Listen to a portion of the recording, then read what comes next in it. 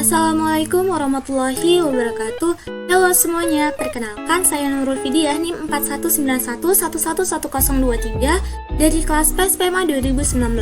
Nah, di sini saya akan menjelaskan mengenai bagaimana cara menentukan solusi optimum dengan menggunakan program Tor. Nah, ini merupakan tugas dari mata kuliah program linear. Teman-teman bisa lihat bahwasannya saya mempunyai fungsi tujuan memaksimumkan Z sama dengan 5x1 ditambah 4x2 dengan fungsi kendala saya ada 4, yaitu yang pertama 6x1 ditambah 4x2 lebih kecil sama dengan 24, lalu x1 ditambah 2x2 lebih kecil sama dengan 6, yang ketiga ada negatif x1 ditambah x2 lebih kecil sama dengan 1, dan yang terakhir ada x2 lebih kecil sama dengan 2 dengan x1 dan x2 itu lebih besar sama dengan 0 sebagai fungsi syarat non negatifnya. Lalu teman-teman bisa langsung saja menggunakan aplikasi Tora ataupun program Tora. Kita buka dulu programnya. Nah, ini adalah tampilan awal dari program Toranya. Teman-teman bisa langsung klik here. Nah, di sini teman-teman pilih yang linear programming, lalu teman-teman klik yang go to input screen. Nah, di sini ada muncul problem title. Nah, ini kita bisa buat judul masalahnya yaitu metode simplex. Karena saya akan memaksimumkan, jadi di sini saya buatnya maksimum. Bisa juga minimum ya, tergantung soal atau fungsi kendalanya yang teman-teman buat. Lalu di sini ada number of variable. Kita lihat di sini variabel yang saya gunakan ada 2, yaitu x1 ditambah x2. Jadi saya klik di sini, saya ketik 2 variabelnya. Lalu ada number of constraints-nya. Tadi saya bilang fungsi kendala saya ada 4. Jadi saya buat sini 4 ya, yang di bawah 4 constraints-nya. Lalu setelah itu kita klik enter.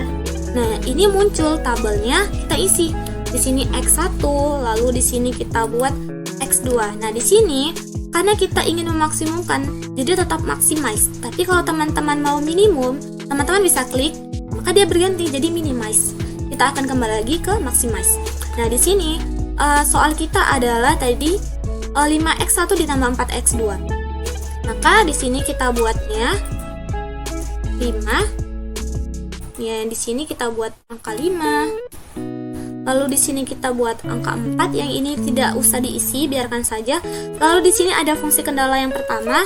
Ini ada 6x1 lalu ditambah dengan 4x2 lebih kecil sama dengan dari 24. Nah, di sini lalu fungsi kendala yang kedua ada 1x1.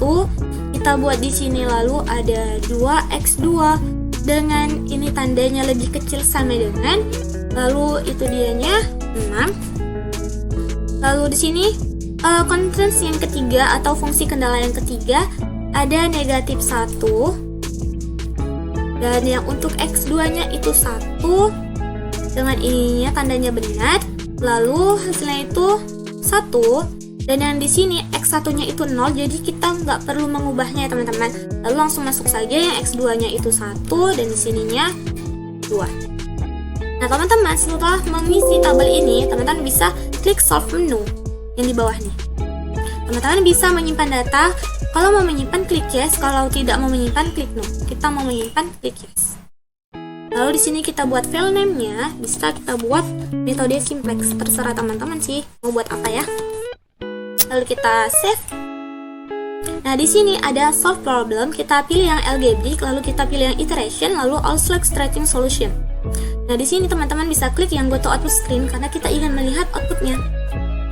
Nah, setelah muncul ini, maka yang kita pilih adalah all iteration karena kita ingin melihat berapa banyak sih atau berapa kali fungsi ini beriteration sampai dengan mencapai nilai maksimumnya atau nilai optimumnya gitu. Jadi kita klik all iteration, kita tunggu dia berjalan. Nah, ini muncul iteration 3 is optimal. Jadi dia optimumnya itu saat iteration yang ketiga kalinya gitu. Nah, teman-teman bisa lihat di sini ada yang warna hijau. Teman-teman tahu tidak bahwasanya yang warna hijau ini adalah kolom kuncinya, yang mana kolom kunci ini dipilih dari nilai positif terbesarnya. Nah, di sini kolom kuncinya adalah x1. Lalu di sini juga ada yang tanda merah. Nah, tanda merah ini berarti adalah baris kunci, yang mana baris kunci ini dipilih dari nilai positif terkecil hasil pembagian vektor kolom solusi dengan angka-angka pada kolom kuncinya. Nah, lalu teman-teman bisa lihat ini dia perpotongan antara kolom kunci dengan baris kunci yang ini, yang 6 ini, berarti ini namanya angka kunci gitu. Lalu di iteration yang ketiga, teman-teman bisa lihat kalau di iteration yang 1, kolom kuncinya itu berada pada X1. Nah, kalau iteration yang kedua, kolom kuncinya berada di X2 dan baris kuncinya itu berada di SX4. Baris X4 yang ini, angka kuncinya yaitu 1,33. Lalu kita ke bawah, kita akan melihat di iteration ketiga ini sudah optimal, yang mana nilainya itu udah positif semua. Kalau yang tadi ini masih ada negatif, lalu yang di atas juga tadi masih ada negatif kan untuk Z-nya. Nah, yang ini sudah positif semuanya. Jadi, dia akan optimal pada saat Z itu sama dengan 21, yang mana nilai X1-nya itu adalah 3, nilai X2-nya yaitu ada 1,5. Begitu teman-teman. Sekian dari saya, semoga dapat bermanfaat. Lebih dan kurangnya saya mohon maaf. Assalamualaikum warahmatullahi wabarakatuh.